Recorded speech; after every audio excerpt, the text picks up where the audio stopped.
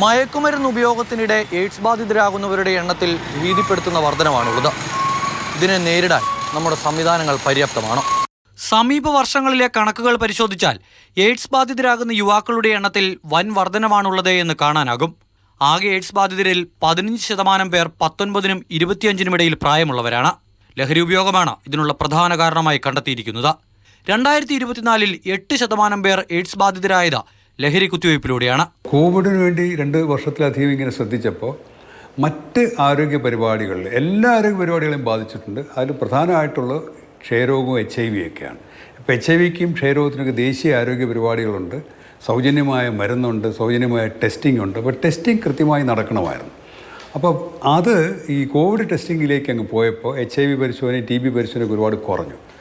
ഇതും കൂടെ ഒരു കാരണമാണ്. ഇപ്പോൾ ടെസ്റ്റ് ചെയ്യാതിരിക്കുന്നവർക്ക് എന്ത് പറ്റും? ടെസ്റ്റ് ചെയ്തില്ലെങ്കിൽ അവർക്ക് HIV ഉണ്ടെന്ന് അറിയില്ല.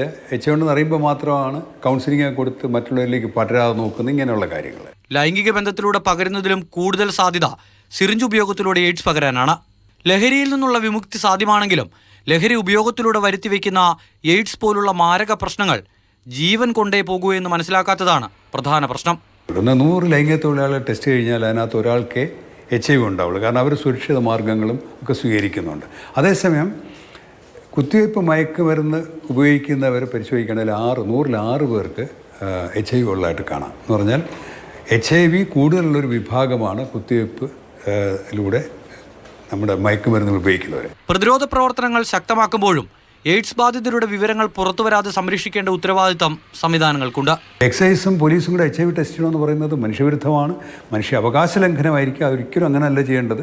രോഗത്തെ ഈ ക്രിമിനൽ പരിപാടികളുമായിട്ട് കൂട്ടി ഇണക്കി രോഗികളെ ശത്രുവായിട്ട് കാണുന്നതിനോട് പൂർണ്ണമായി വിയോജിപ്പാണ്. അത് ഞാൻ പറയുന്നത് എൻ്റെ വ്യക്തിപരമായിട്ടുള്ളതല്ല, അന്തർദേശീയ നയങ്ങളാണ് ഈ പറയുന്നത്. ഇന്ത്യയുടെ നയങ്ങൾ അങ്ങനെയാണ്. ഐക്യരാഷ്ട്രസഭയടക്കമുള്ള അന്തർദേശീയ ഏജൻസികളുടെയും കേന്ദ്ര സംസ്ഥാന സർക്കാരുകളുടെയും പിന്തുണയോടെ നിരവധി പ്രതിരോധ പ്രവർത്തനങ്ങളാണ് നടത്തുന്നത്.